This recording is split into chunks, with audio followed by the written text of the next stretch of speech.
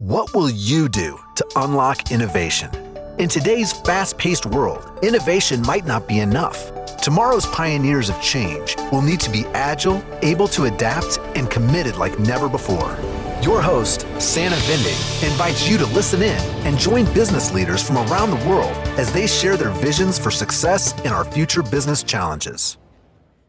Welcome to Mind the Innovation. I'm your host, Sanna Vinding, and I'm always excited to learn. And in today's podcast, we're going to talk about leadership and understand the larger ecosystem where you work. I want to welcome Mark Herschberg. He's an MIT instructor, fractional CTO, and also the author of the book, The Career Toolkit. So welcome, Mark. I'm excited to have you here today. Thank you for having me. I'm looking forward to sharing some tips with your listeners. Yeah.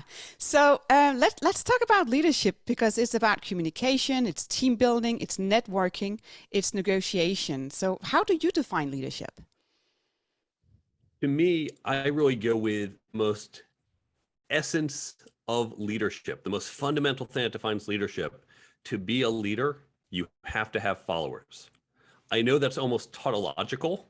It seems overly simplistic, but that's really the essence of what leadership is. It's having other people follow you. Now, doing that effectively, you have to employ all these other skills. But in terms of definition, that's the one I like to use.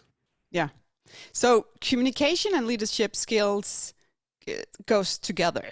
But the whole communication, right? It's how do you learn that? I'm an engineer. So I know I'm structured in a certain way, and I can make fun of that, so that's fine.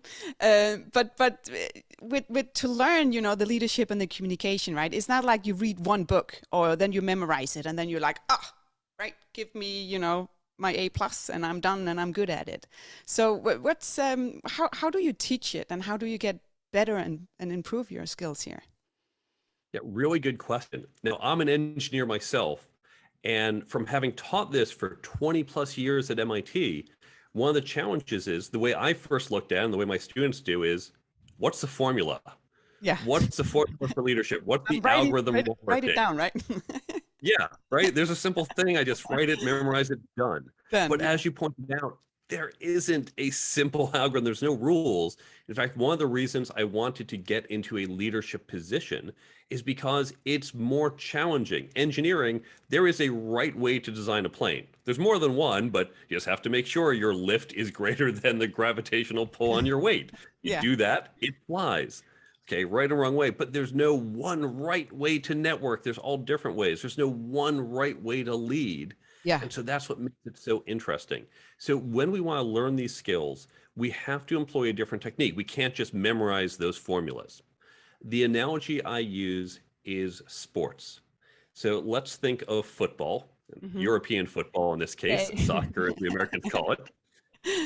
The way you learn football, you don't just say, okay, someone sits down and says, here's how the game works, here are the rules, you're ready to play. Done. You also don't say, okay, we're going to send you to a 2-day football clinic. Great, you went to the clinic. You know everything you need to know about football, done. Now you can be a professional football player. Yeah. And yet, what do we do with people in our companies? We say, well, you're getting promoted. Yeah. You've seen people lead, right? Okay, you're good. Or we say, oh, hey, we're going to send you a training. We're going to send you to this 2-day training class. Good, you took the training, done. Forevermore, you know how to lead. Right? That's silly. So just like in sports, we need to do regular training. We also do different types of training. You might do drills. You might do scrimmage games. You might watch the tape, see what other teams do, see what you do, and you have your plan. So how do we replicate that? The best thing to do is to create peer learning groups. And I give on my website, there's a free download how to create this, but here's the idea. Yeah. I recommend groups of about 6 to 8 people, but you can do it in larger sizes if you want. And you get together and you get some content. So yes, you can use my book and you can divide it up and say, we're going to read these 10 pages this week. If you don't want to use my book, use a different book, use online content, use articles, use a great podcast like this one. You listen to the episode and you come together and discuss it. And let's say we all just read something or listened to something about leadership. We come together and, okay, what do you get out of it? Oh, that's a really interesting point. I get it. I heard something totally different, but you really helped me understand it in a different way. Yeah. Someone might say, hey, I have a leadership challenge. Here's what I'm trying to do with my team. So this is where we're going to get that scrimmage. That scrimmage is, okay, she's got a challenge. Let's all work with her and help her figure it out. Because here's the thing about leadership. I can't go lead for an afternoon and then say to my team, okay, do over. You know, that didn't work, but that was only pretend leadership. So just forget everything I did. We can't do that in real life. But when she's doing it, and we talk to her about, hey, here's what I might try, and what are you going to do, and what are you thinking about? And okay, let us know how it goes. Yeah. That's kind of like scrimmaging. That's how we get some practice. And someone might even say, hey, here's what I did 2 years ago. I was in a similar situation. Here's what worked. Here's what didn't. That's like watching the tape. And of course, we can drill. We can do, for some of these things, we might do a case study. We can get those case studies, we can get these real situations and go through them. So we can use all these techniques. And when we're doing a regular cadence, once or twice a month in our group, that's just like getting that regular training that you would get were you a professional soccer player. So we can apply these same ideas and continue to upskill us. And by the way, if you do this, there's a number of other benefits. You can do this across your whole organization. Not only are you upskilling everyone, you are better engaging your team, your employees, especially now during the Great Resignation with all this turnover. People like that. You're going to foster internal networking. We all know how important internal relationships and internal networking is. And you create a common language so everyone can refer to this concept, this model, this idea that they all heard about on the show or read in the book. And that increases your ability to communicate in the organization. And again, all of this completely free. There wasn't a single thing for you to buy. Maybe you get a book, but yeah, if you want to use free content, use that instead. So you can get all these great benefits at no cost. Yeah.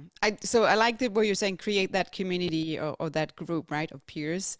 I created actually a group where we meet every month, just virtual. And I have one from Europe, I have one from the East Coast, I have people on the West Coast, just a handful of people.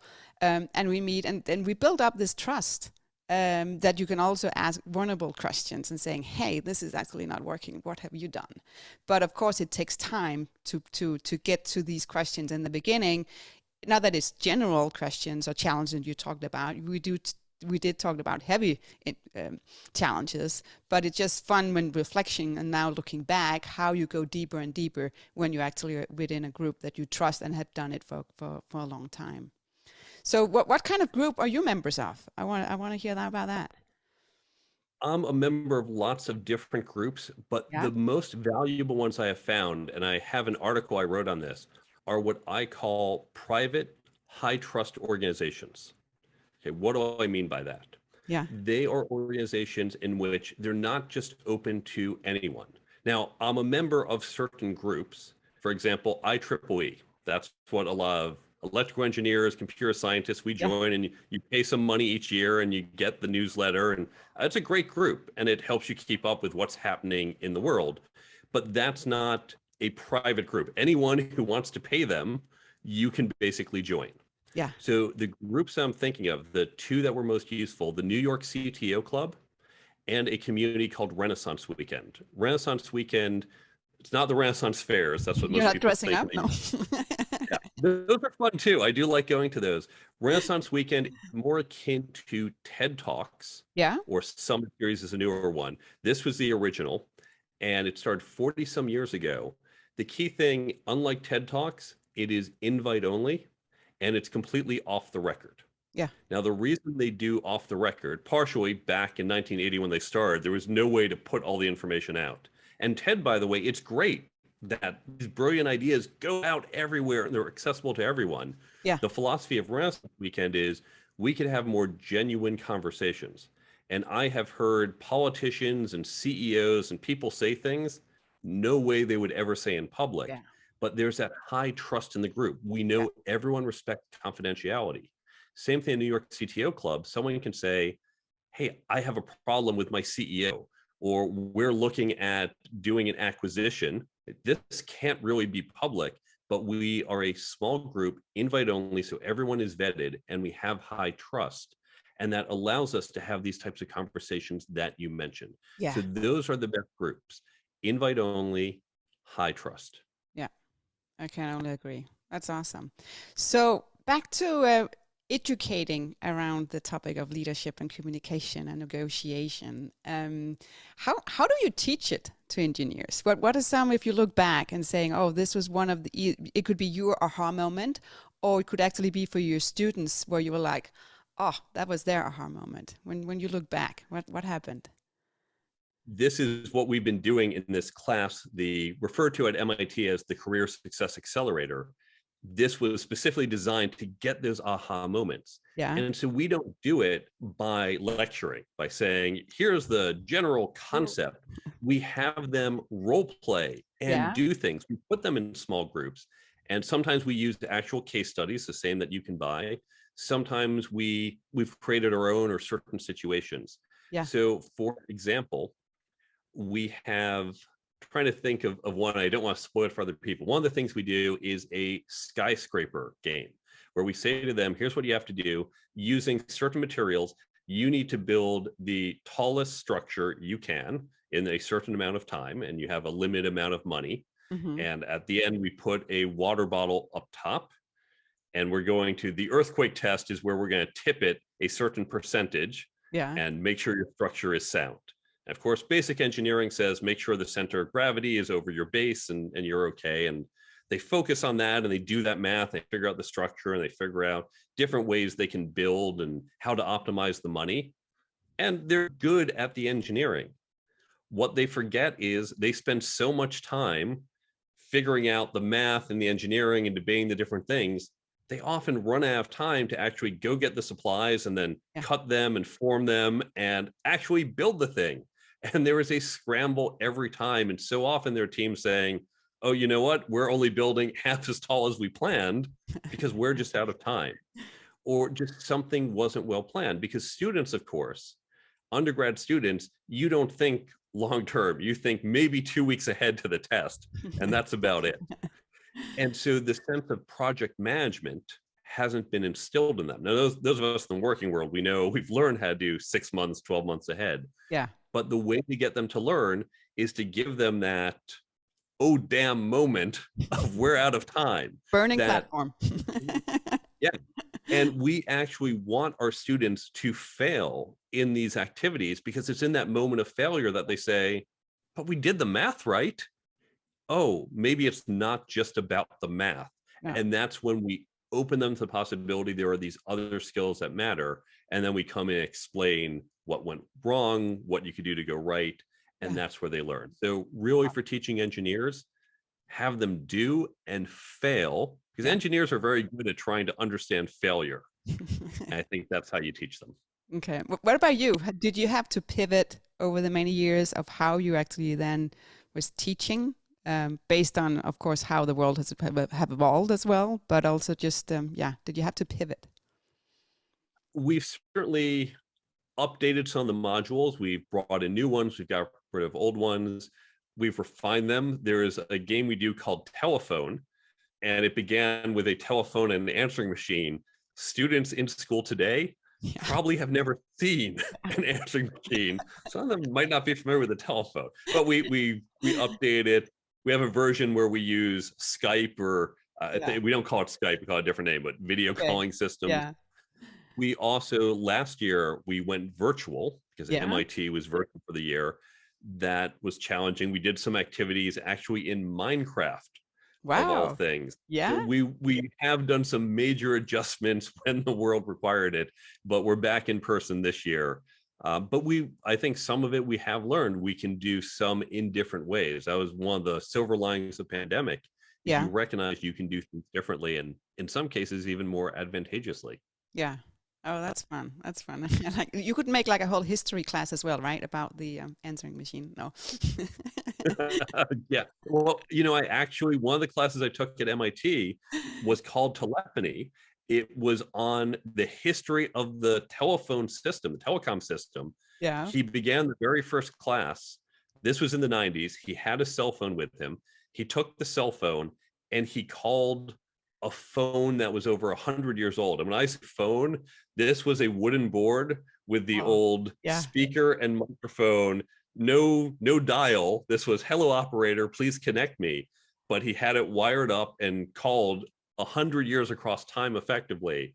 And Yeah. we learned about how the first systems worked and evolved. And that was a fascinating class. Wow. That's fun. In the role as a leader, you have to understand your team, and sometimes you also need to go in and negotiate. It can be if it's you for a new job, but it can also be to negotiate just on how you are, if you're updating a process or understanding your customers, just making sure you actually are listening to the whole team and listening to everyone. So I know you have a chapter in your book about negotiation. So can you dive into that a little bit more? Sure. Negotiation, really important skill. And most people think of negotiations as salary, as a sale, a vendor, a partnership. But as you were pointing out, we negotiate all the time, often with our own coworkers. It's not about money. It's not necessarily about more for me, but it's negotiating to come up with a solution to a challenge, how everyone is going to tackle it. Learning to negotiate not only gets you more money in the deals, but helps you come up with better solutions internally. Now, many people say, oh, I don't like negotiating. I don't know how to negotiate. First, let me tell you, everyone listening, you are all natural negotiators. And if you don't believe me, ask your parents and say, when I was 3 years old, was there ever a time I didn't want to eat my vegetables? Yes. Okay, so what do you do? Well, I'd say, well, eat 3 more peas and then you can have desserts. And no, I only want 2 more peas. Or I don't want to go to bed. Let me stay up 15 minutes later. All of us were negotiating before we knew what the word meant. So all of us are capable.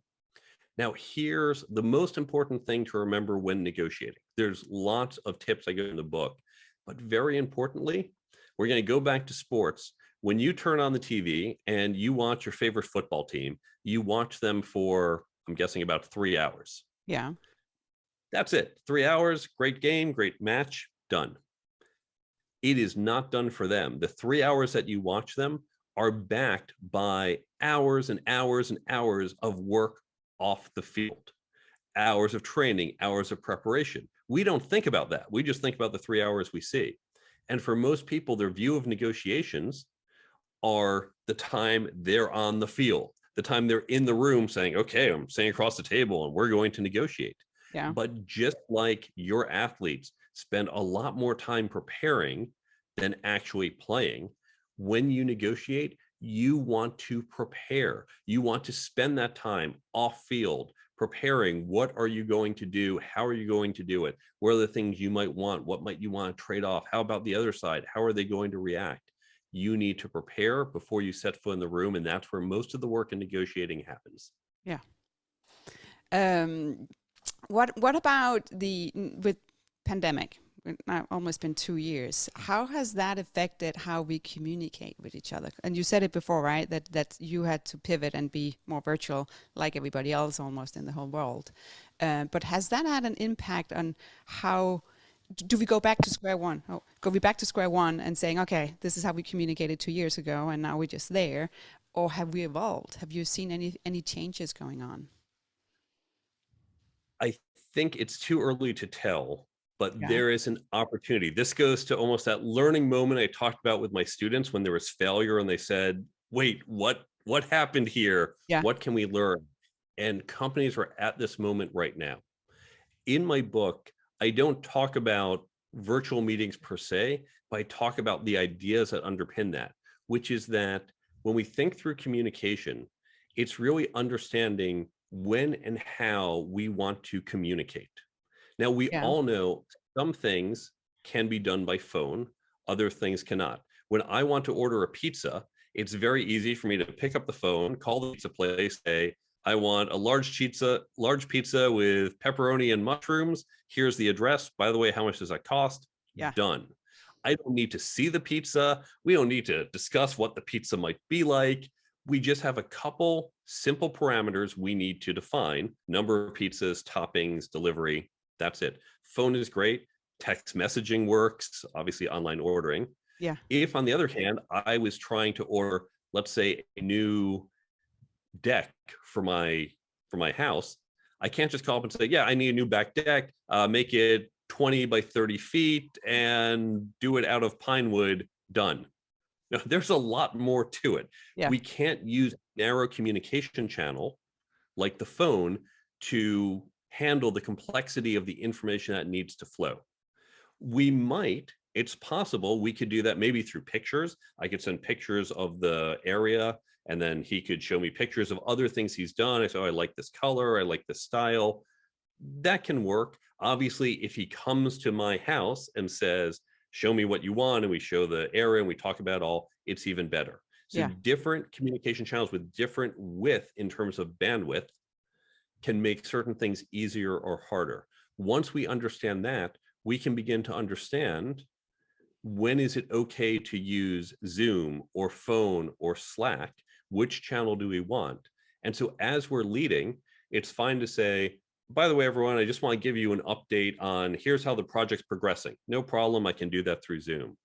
If, however, I am about to announce 10% of the company's getting laid off, doing that on Zoom, the words can come across, but it's harder for me to convey that emotion. I can't read the room on Zoom. I can in person. I can feel how are people reacting. Are they really down? You can get that energy. You can't get that through Zoom. So that's where different bandwidth for different channels. And we just need to be aware of that and select the appropriate channel for the message and interaction that we're trying to get. Yeah. And understand the audience, right? Or your customers on every level. So talking about then leadership or leaders, the qualities that you need to have to be a leader, and we already touched some of them, right? To saying communication, it was negotiation. So how do you rank them, or how do you prioritize them, if you can?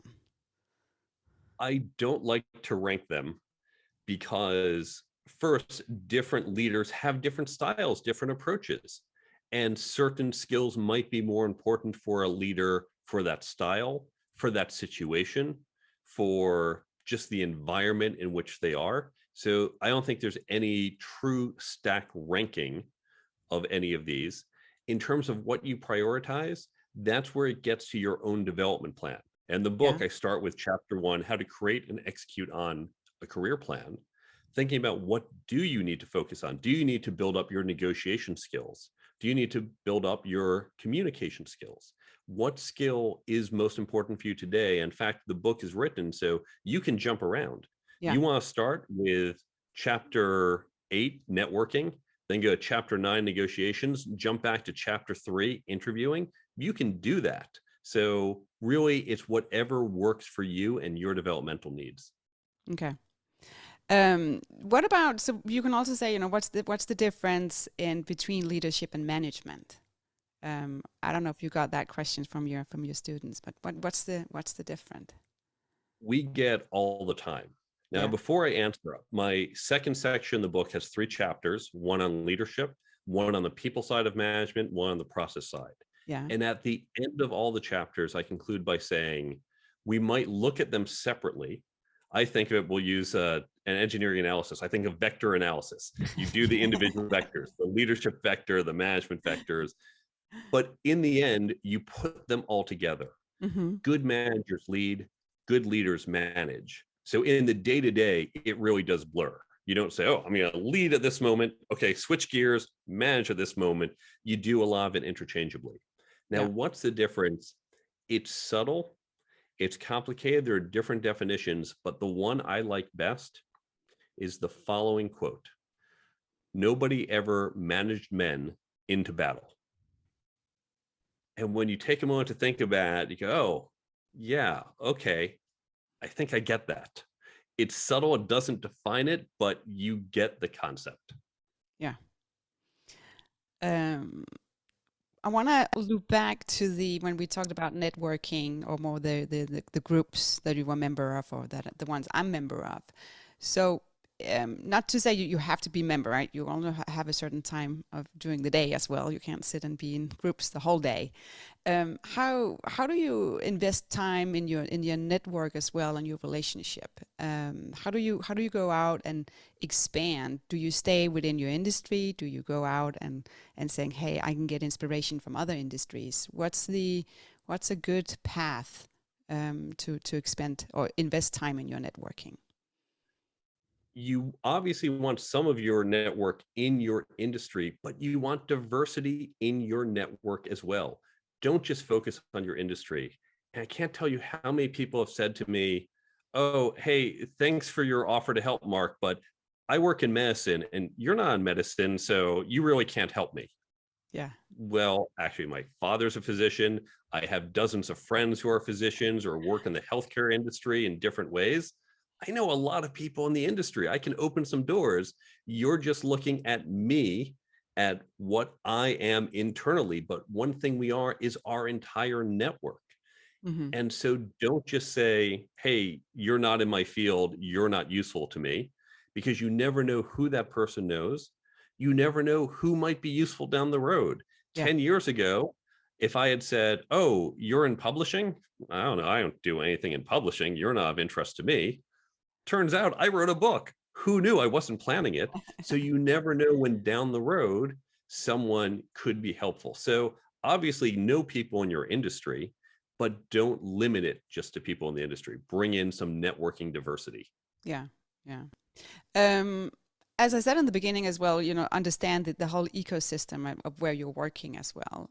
So I like you to ask the questions, right? How do you add value to the company? Or if you're expanding your team and you have to explain, this is what I do, you can say, hey, this is how I add value to the company. So I believe that's a really good question to get started.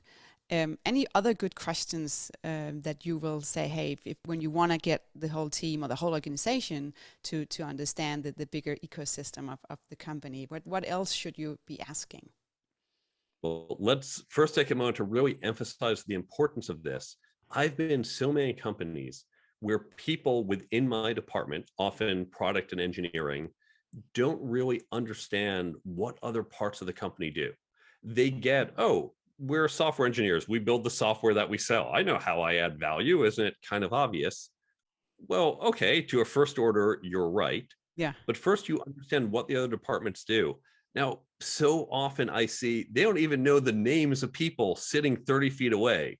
Oh, they're in the finance department. I think her name is Sarah, maybe? I don't know. I heard it once at some company meeting. I don't really know her. She's 30 feet away from you. She's been sitting there the last 6 months. Get to know her. Get to know her department.